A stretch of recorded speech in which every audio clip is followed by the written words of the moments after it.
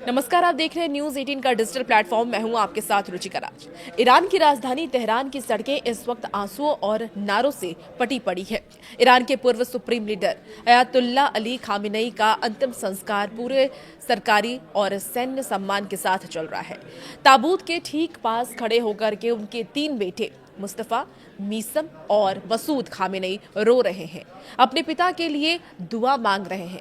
लेकिन इस बेहद भावुक और ऐतिहासिक मौके पर पूरी दुनिया की नजरें सिर्फ एक शख्स को ढूंढ रही हैं जो वहां मौजूद नहीं है। और वो शख्स कोई और नहीं बल्कि अली खामेनेई के चौथे बेटे और ईरान के नए सुप्रीम लीडर मुज्तबा खामेनेई है। आखिर एक बेटा अपने पिता के जनाजे से कैसे गायब रह सकता है, और वो भी तब जब वो अब पूरे देश का नया आका बन चुका है। आज की वीडियो में हम इसी गहरे राज से पर्दाफाश करने वाले हैं, तो हमारे साथ अंत तक आप बने रहिए।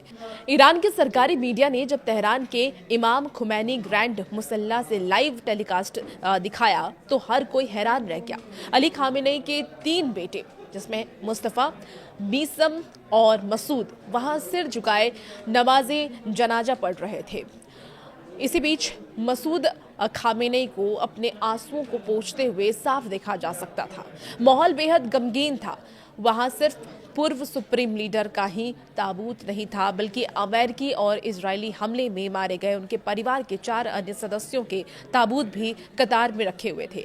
लेकिन नए उत्तराधिकारी सर्वोच्च नेता मुज्तबा खामेनेई का दूर दूर तक कोई नामो निशान नहीं था। ईरानी प्रशासन ने इस पर पूरी तरीके से चुप्पी साध रखी है, जिसने दुनिया भर के एक्सपर्ट्स को अटकलें लगाने पर मजबूर कर दिया।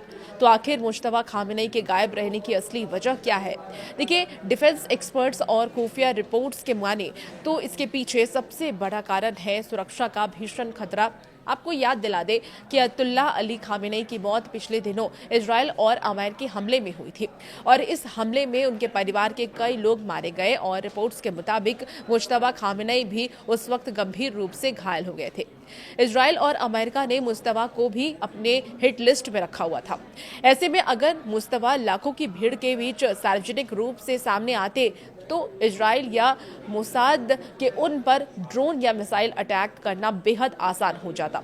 एक्सपर्ट्स का यह भी कहना है कि मुज्तबा इस वक्त किसी बेहद सुरक्षित अंडरग्राउंड बंकर या फिर किसी अज्ञात स्थान पर छिपे हुए हैं और वहीं से सरकार चला रहे हैं। लेकिन कहानी का एक और पहलू भी है।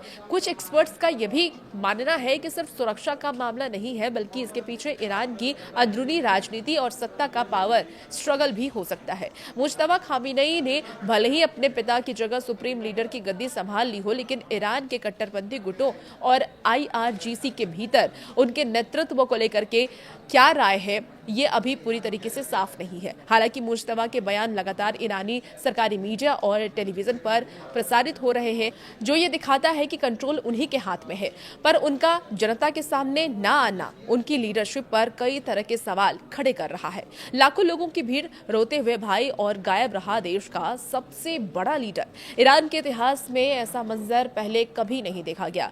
क्या मुज्तबा खामेनेई का ना आना वाकई सिर्फ अपनी जान बचाने की एक मजबूरी थी, या फिर ईरान में पर्दे के पीछे कोई बहुत बड़ा खेल चल रहा है?